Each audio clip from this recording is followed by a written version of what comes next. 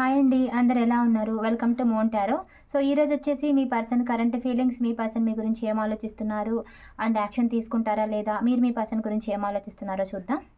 So reunion అవుతుందా లేదా అనేది చూద్దామండి ఈరోజు. సో ఇవి మీ ఎనర్జీస్, ఇవి మీ పర్సన్ ఎనర్జీస్. మీ పర్సన్ మీ గురించి ఏమనుకుంటున్నారు అండ్ మీరు మీ పర్సన్ గురించి ఏమనుకుంటున్నారో చూద్దాం. సో ఫస్ట్ అయితే మీ ఎనర్జీస్ చెక్ చేస్తాను. ఇది అందరికీ వర్తిస్తుందండి. Male, female, extra relations, married, unmarried, lovers, సెపరేషన్లో ఉన్న, నో కాంటాక్ట్ సిచ్యువేషన్లో ఉన్న, మీ పర్సన్ మిమ్మల్ని బ్లాక్ చేసినా, మాట్లాడకుండా సైలెంట్ ట్రీట్మెంట్ ఇస్తున్నా, సో అందరికీ వర్తిస్తుందండి ఇది. సో మీ పర్సన్ నేమ్ని 3 టైమ్స్ అనుకుని వీడియో చూడండి, ఓకేనా? యూనివర్స్, మా వ్యూవర్స్ యొక్క పర్సన్స్ మా వ్యూవర్స్ గురించి ఏం ఆలోచిస్తూ ఉన్నారు, మా వ్యూవర్స్ యొక్క పర్సన్స్ కరెంట్ ఫీలింగ్స్ ఏంటి మా వ్యూవర్స్ గురించి.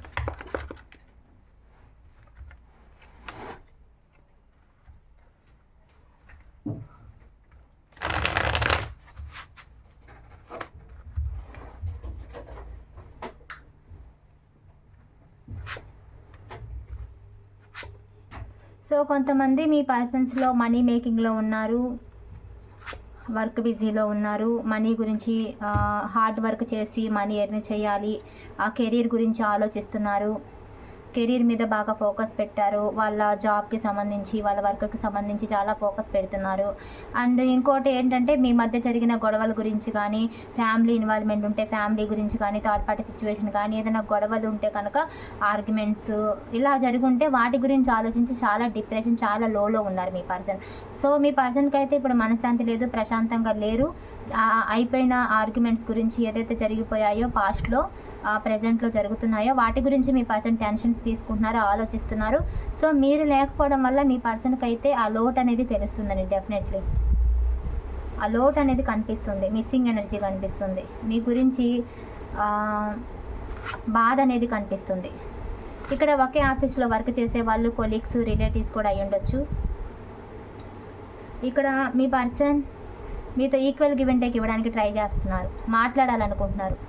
సో ఈ పర్సన్కి అయితే మీతో మాట్లాడాలని ఉంది, బట్ స్టక్ అయిపోయారండి. ఎందుకంటే ఈ పర్సన్ సొసైటీకి భయపడతారు, ఫ్యామిలీకి భయపడతారు, థర్డ్ పార్టీకి భయపడతారు.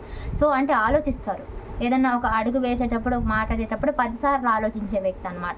సో అన్నిటికీ ఏంటంటే భయపడడం, టెన్షన్ తీసుకోకూడదు, ఇట్లా చేయకూడదు, అలా చేయకూడదు అని కొంచెం ఆగుతూ ఉంటారు ఈ పర్సన్.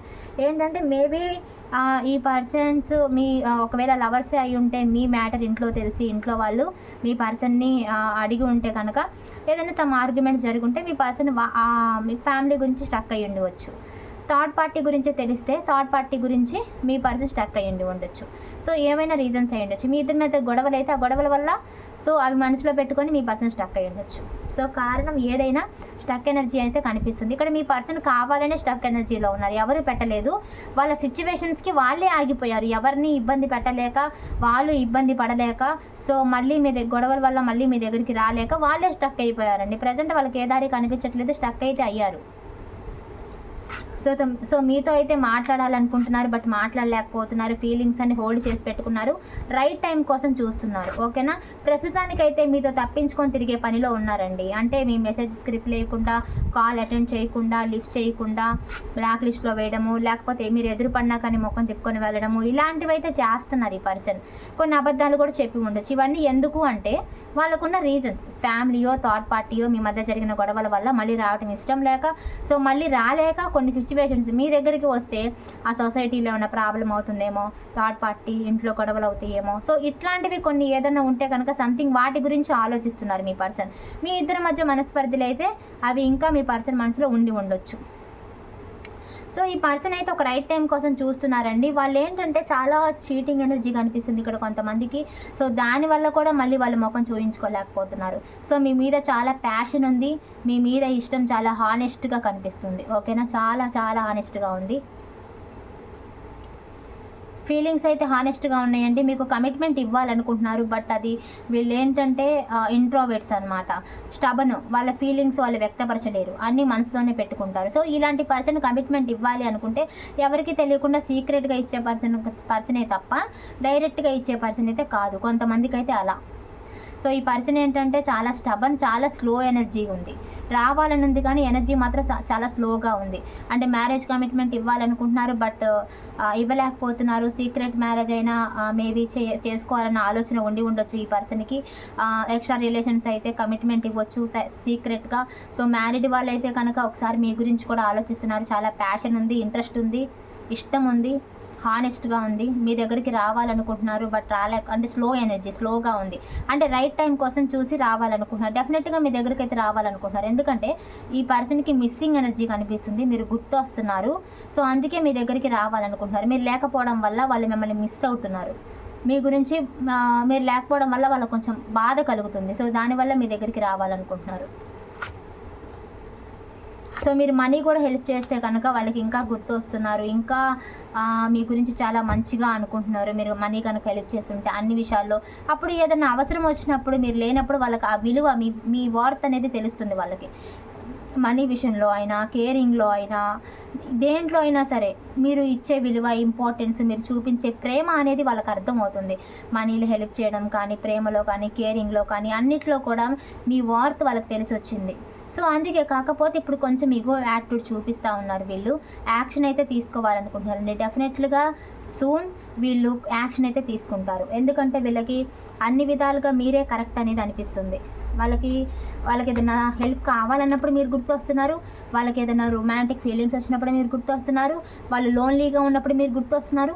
ఈ పర్సన్కి ఎప్పుడు మీరు గుర్తొస్తూనే ఉన్నారు. సో అందుకే ఈ పర్సన్ మిమ్మల్ని మర్చిపోలేక మీ దగ్గరికి రావాలనుకుంటున్నారు.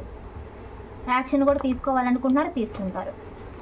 యూనివర్స్, మా వ్యూవర్స్ యొక్క కరెంట్ ఫీలింగ్స్ ఏంటి? వాళ్ళ పర్సన్స్ గురించి మా వ్యూవర్స్ యొక్క కరెంట్ ఫీలింగ్స్. మీరు స్టక్లో ఉన్నారండి. మ్యాక్సిమం మిమ్మల్ని మీ పర్సన్ ఏంటంటే చాలా ఈగో, యాటిట్యూడ్, మైండ్ గేమ్ ఆడి మిమ్మల్ని చాలా అంటే చాలా బాధ పెట్టుంటారు ఈ పర్సన్.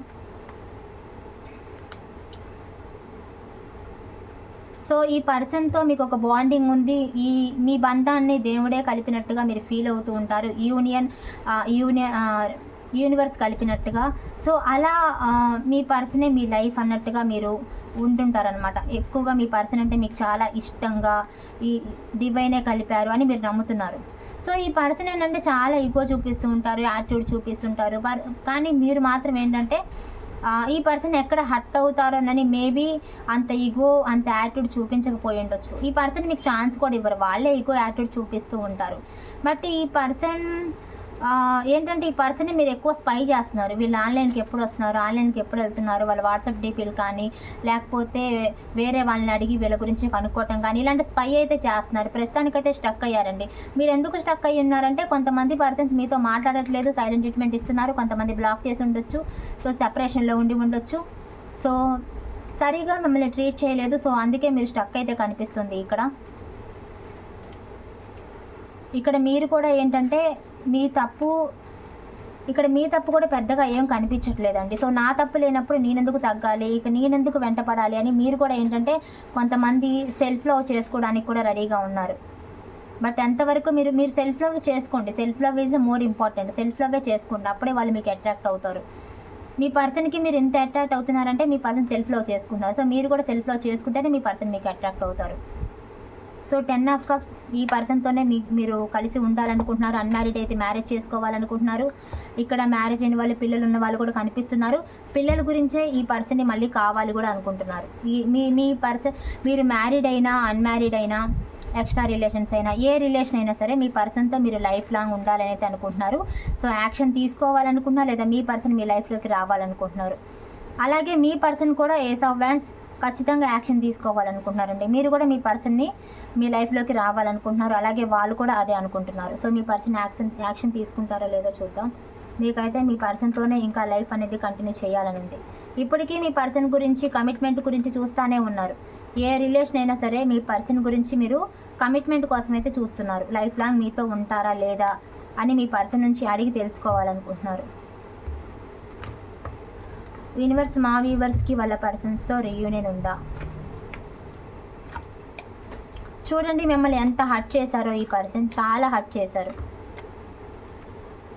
ఎంత హర్ట్ చేసినా చివరికి మీ లైఫ్లోకి అనేది వస్తారు, అది కామన్. ఓకేనా.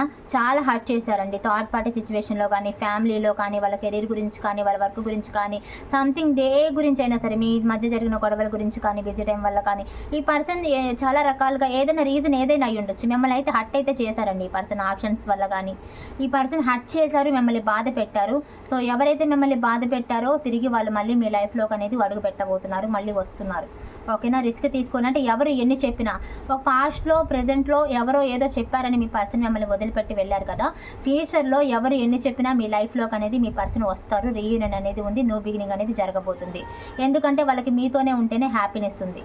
సో ఆ హ్యాపీనెస్ కోసం ఖచ్చితంగా మీ లైఫ్లోకి వస్తారండి వీళ్ళు. ఓకేనా. సో రీయూనియన్ ఉంది, క్లెయిమ్ చేసుకోండి.